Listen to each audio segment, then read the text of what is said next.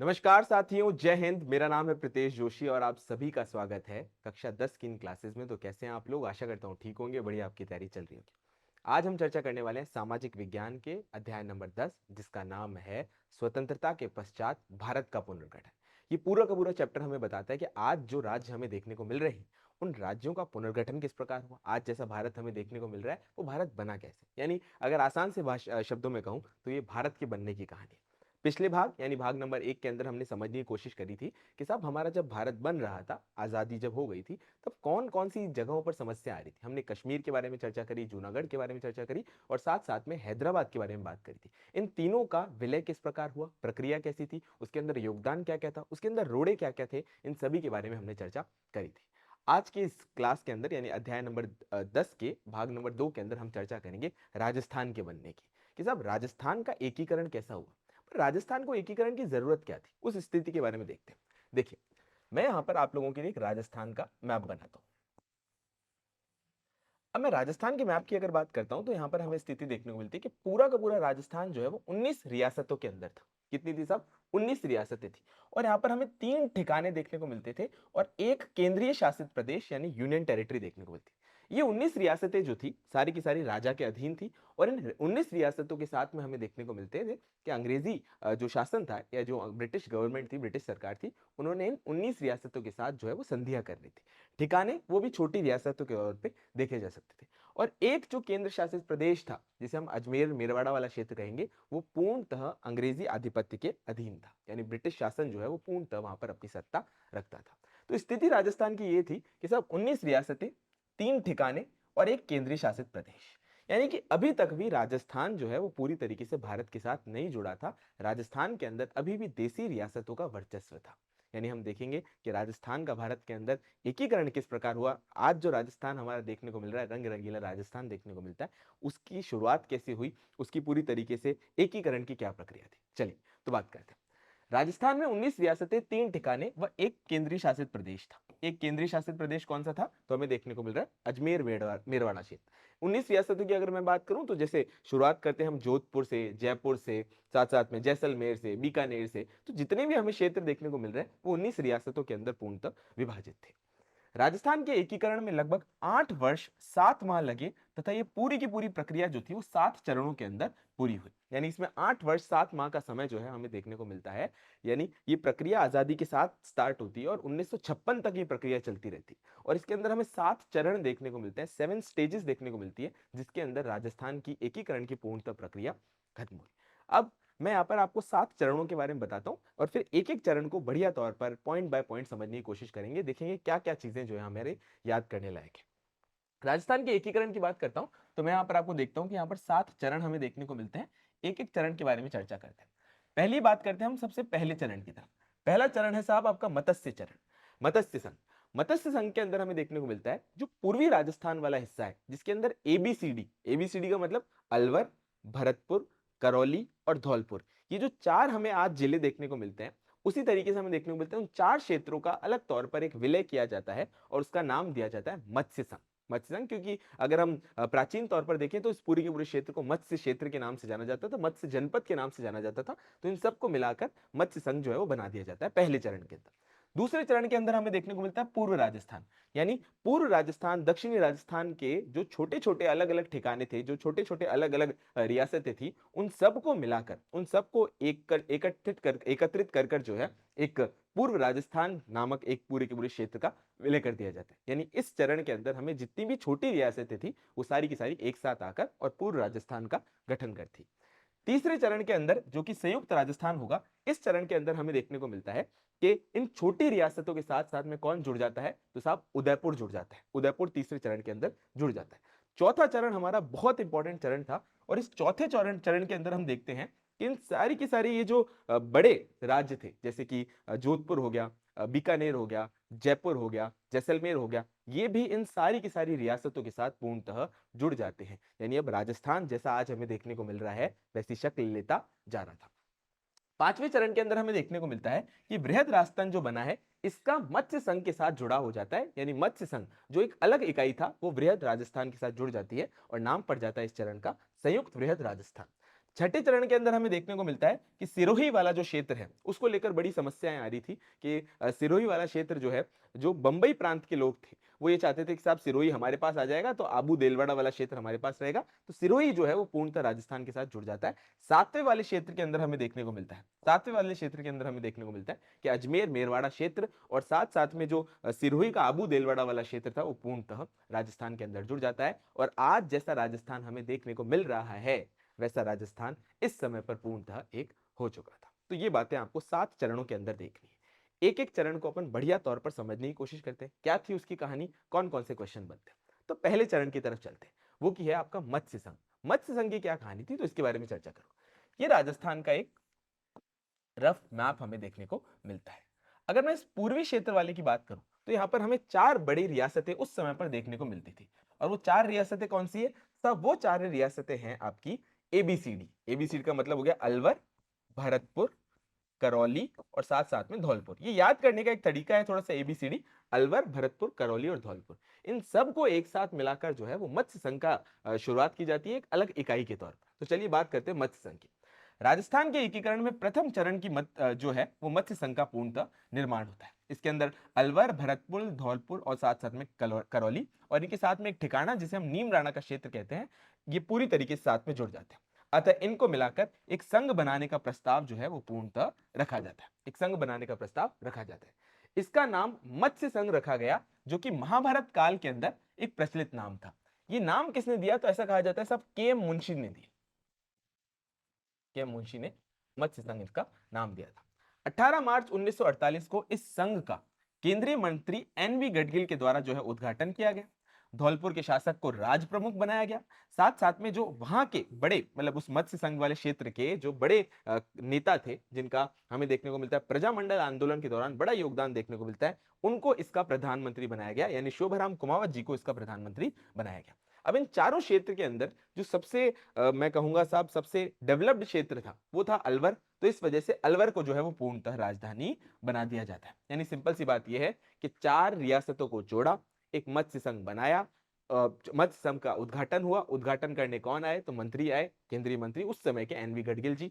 फिर हमें देखने को मिलता है कि जब मत्स्य संघ का निर्माण हो गया तो राज प्रमुख की जरूरत थी। राज प्रमुख किसको बनाया तो हमें ध्यान रखना है साहब, राज प्रमुख बनाया धौलपुर के शासक को। राज प्रमुख यानी कि गवर्नर, जैसे आज गवर्नर होते हैं, राज्यपाल होते हैं, वैसे उस समय पर राज प्रमुख बने। अच्छा, फिर साथ साथ में प्रधानमंत्री कि भाई कोई पूरी तरीके से राजनीतिक तौर पर प्रतिनिधित्व करना चाहिए, तो शोभाराम कुमावत उस समय के बड़े नेता थे, उनको इसका प्रधानमंत्री बनाया और हमें देखने को मिलता है कि अलवर को बना दिया राजधानी। तो पहले चरण के अंदर तो इस तरीके से पूरा जुड़ा हुआ। दूसरे चरण के अंदर हम देखते हैं और बात करते हैं पूर्व राजस्थान की। इसके अंदर हम देखेंगे जो छोटी रियासतें थी वो आपस में मिलकर एक पूर्व राजस्थान नाम की इकाई जो है उसका गठन करते हैं। दूसरे चरण के अंदर 9 रियासतें यानी कि बांसवाड़ा, डूंगरपुर, प्रतापगढ़, कोटा, बूंदी, झालावाड़, किशनगढ़ और शाहपुरा और टोंक को मिलाकर पूर्व राजस्थान का गठन किया गया, जिसका उद्घाटन 25 मार्च 1948 को गडगिल द्वारा किया गया। हमें देखने को मिलता है साहब जितनी भी छोटी रियासतें थी, जैसे बांसवाड़ा, डूंगरपुर, प्रतापगढ़, यानी ये वागड़ क्षेत्र वाली रियासतें होगी। कौन सी क्षेत्र वाली, वागड़ क्षेत्र वाली रियासतें होगी। फिर कोटा, बूंदी, झालावाड़, अब ये पूरी के पूरे बात करूं तो ये हमारे हाड़ौती क्षेत्र वाली रियासतें होंगी।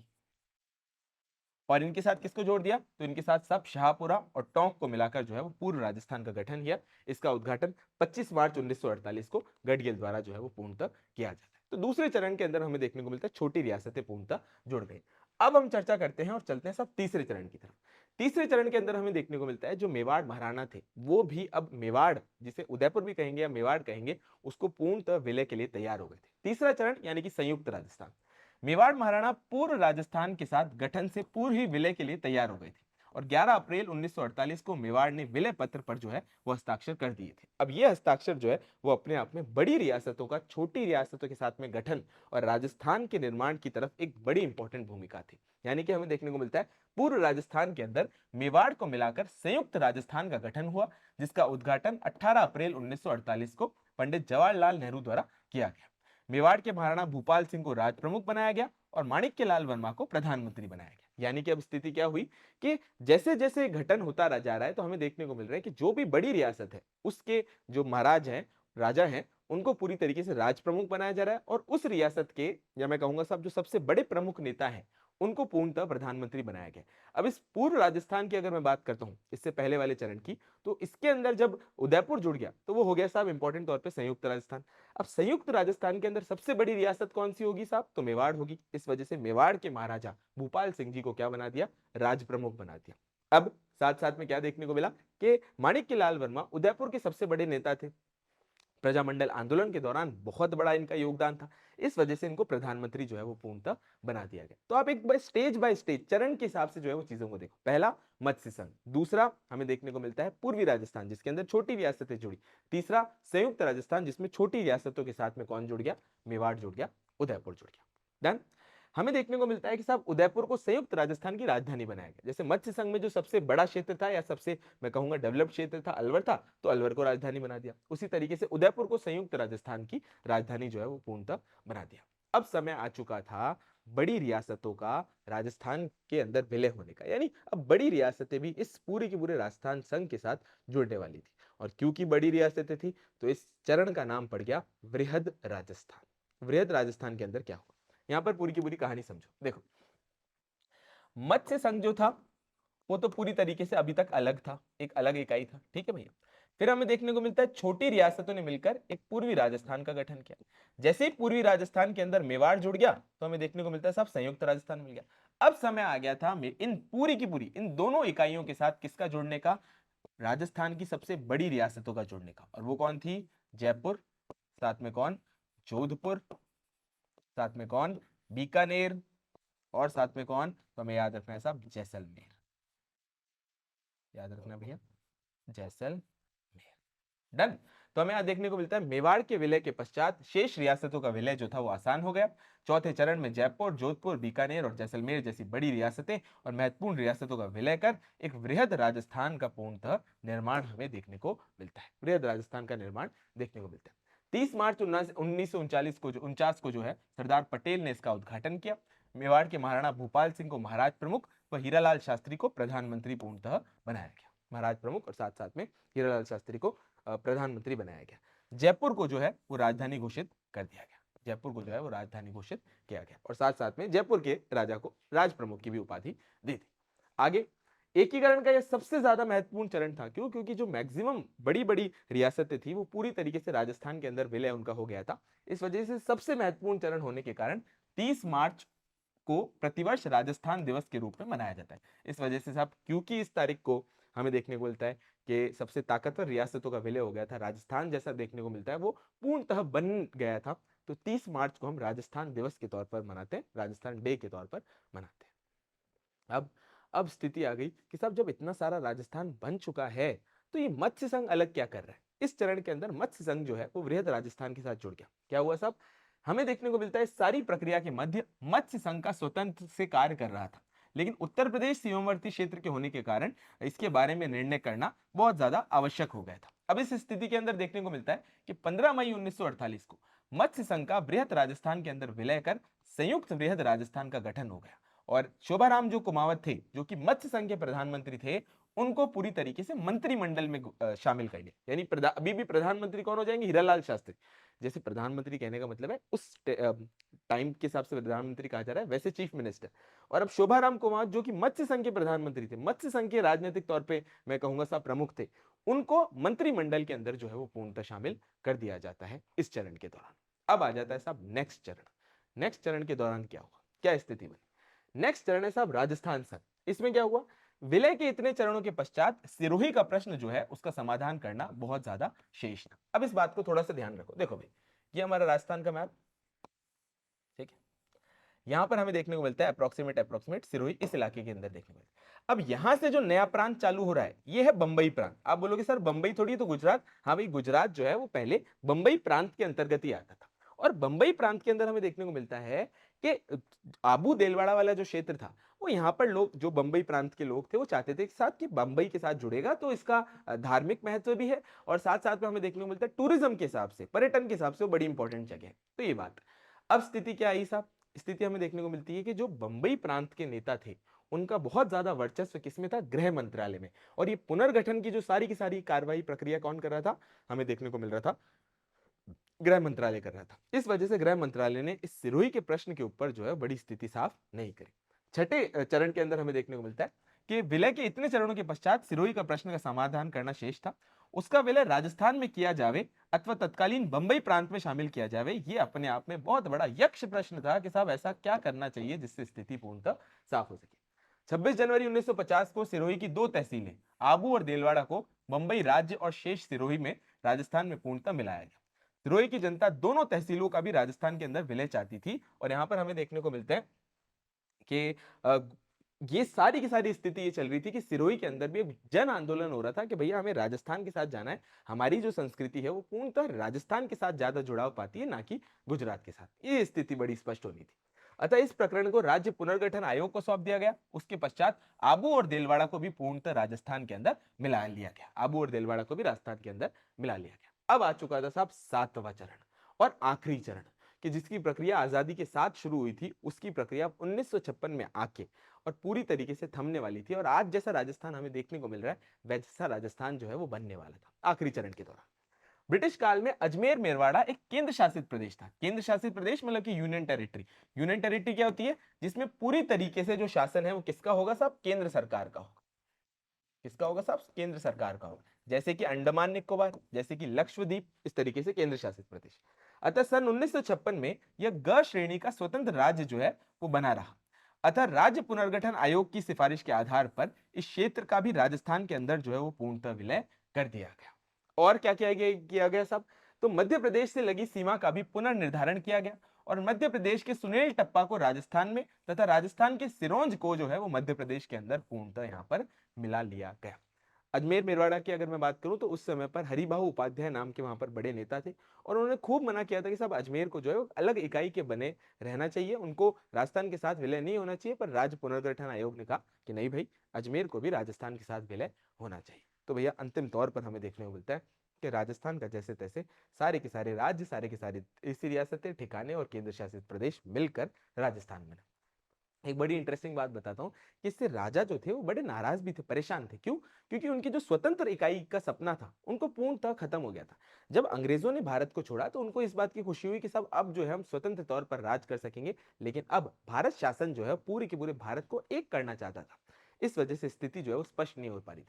यहाँ पर हमें देखने को मिलता है कि बांसवाड़ा के राजा तो ये भी कहते हैं कि ये जो विलय पत्र है ये मैं अपने डेथ वारंट के ऊपर साइन कर रहा हूँ, मैं अपने डेथ वारंट के ऊपर साइन कर रहा हूँ। तो राजस्थान की विलय की कहानी भी बड़ी मिस्ट्री वाली है, बड़ी इंटरेस्टिंग है, जिसको अपन ने समझने की कोशिश करी। तो इस प्रकार राजस्थान का 7 चरणों के अंदर जो है वो पूर्णतः विलय हुआ। परिणाम स्वरूप 1 नवंबर 1956 को राजस्थान का एकीकरण जो था वो पूरा हुआ। राज प्रमुख का पद जो है वो पूर्णतः समाप्त कर दिया गया और प्रथम राज्यपाल के रूप में गुरुमुख निहाल सिंह को शपथ दिलाई गई। अब जो राज प्रमुख का पद था वो पूर्णतः खत्म कर दिया गया, पर राजस्थान एक राज्य के तौर पर बना। साथ साथ में अब राज्य है तो उसका राज्यपाल भी होगा। पहले राज्यपाल बन गए साहब गुरुमुख निहाल सिंह, गुरुमुख निहाल सिंह।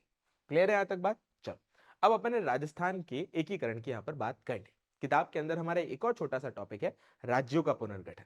कि साहब हमने राजस्थान के एकीकरण की बात कर ली, हमने जो कश्मीर समस्या, हैदराबाद और जूनागढ़ के विलय की भी पूर्णतः बात कर ली। अब थोड़ी सी चर्चा करते हैं राज्यों के पुनर्गठन की। स्थिति पूरी तरीके से अलग थी। क्या? कि साहब कौन से क्षेत्र को केंद्र शासित प्रदेश बनाए, कौन से क्षेत्र को जो है हम एक अलग राज्य बनाए, क्या हम भाषाई आधार पर राज्य बनाए या ना बनाए। क्यों? क्योंकि अभी तो अलगाव की स्थिति देखी थी 1947 में, भारत के दो हिस्से हो गए थे, भारत और पाकिस्तान।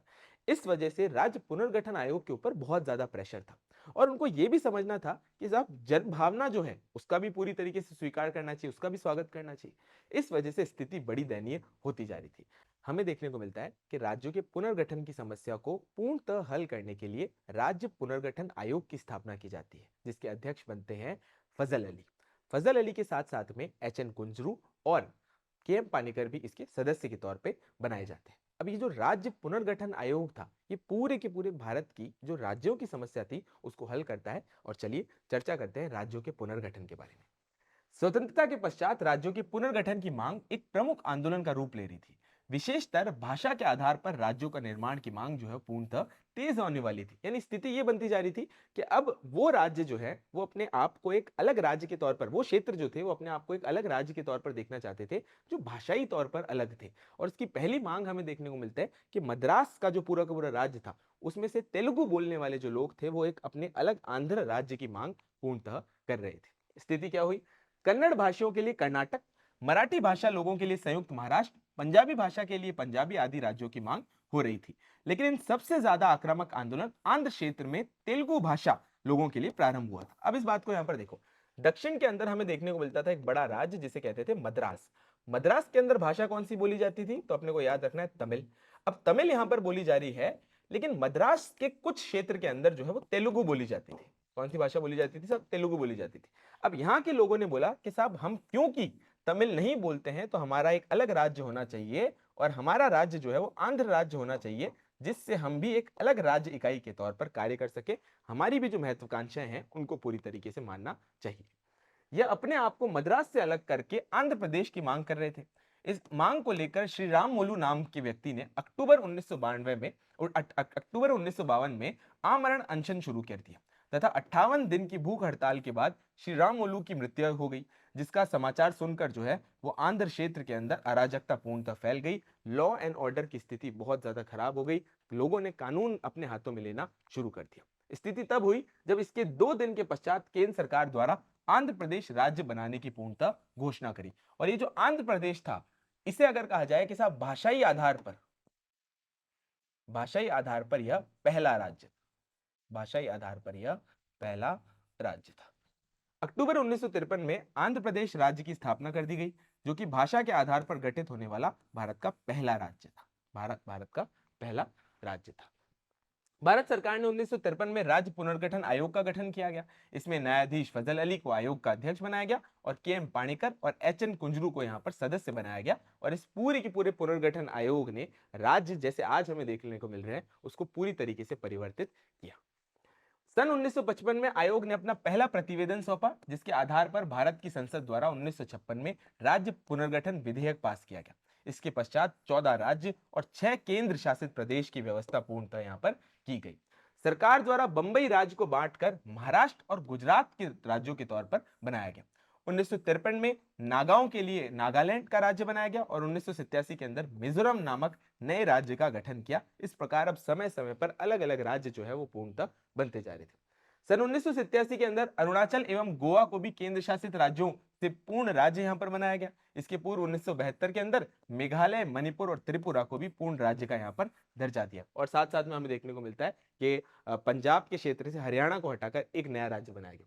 1966 में पंजाब का पुनर्गठन हुआ और हरियाणा राज्य का गठन हुआ, तथा चंडीगढ़ को केंद्र शासित बनाकर पंजाब और हरियाणा की पूर्णतः राजधानी बनाया गया। पंजाब भाषाई आधार पर राज्य बनी रहे थे, तो पंजाब के अंदर पंजाबी बोली जाती थी। पंजाब के इस पूरे के पूरे क्षेत्र में जहां हिंदी भाषी लोग थे, वहां पर हरियाणा को पूर्णतः एक राज्य का दर्जा दिया गया। 36वां संविधान संशोधन कर 1975 में सिक्किम को एक राज्य बनाया गया, और यह भी हमें देखने को मिलता है एक नए राज्य के तौर पर जोड़ा गया। सन 2000 में मध्य प्रदेश से अलग छत्तीसगढ़, उत्तर प्रदेश और छत्तीसगढ़ मध्य प्रदेश से अलग कर छत्तीसगढ़, उत्तर प्रदेश से अलग कर उत्तराखंड तथा बिहार से अलग कर झारखंड राज्य की स्थापना हुई। और 2 जून 2014 को आंध्र प्रदेश से अलग नए तेलंगाना राज्य की स्थापना की गई। इस तरह वर्तमान में 29 राज्य और साथ साथ में 7 केंद्र प्रशासित प्रदेश। लेकिन इसके अंदर भी एक बदलाव हमें देखने को मिला कि साहब जो जम्मू कश्मीर था उसको पूरी तरीके से अब क्या बना दिया गया साहब, यूनियन टेरिटरी बना दिया गया, यानी कि केंद्र शासित प्रदेश बना दिया गया। और वर्तमान में लद्दाख को एक और वर्तमान में जिसकी वजह से हमें 28 राज्य और 8 यूनियन टेरिटरी यानी कि 8 केंद्रीय शासित प्रदेश देखने को मिलते हैं। यानी वर्तमान में 28 राज्य और साथ साथ में 8 केंद्रीय शासित प्रदेश जो है वो हमें देखने को मिलते हैं। ये स्थिति आज की। तो ये पूरा का पूरा चैप्टर यहीं तक ही हमने देखा कि साहब राजस्थान में किस प्रकार एकीकरण हुआ, राज्यों का पुनर्गठन किस प्रकार हुआ। आज की क्लास यहीं तक ही। आशा करता हूं आपको ये क्लास अच्छी लगी होगी। मिशन ज्ञान के परिवार के साथ बने रहें और क्लासेस को निरंतर शेयर कीजिए। अंत में एक ही बात, भारत है मेरी जान और मिशन है मेरा ज्ञान। जय हिंद, जय भारत और जय Rajasthan. Thank you so much.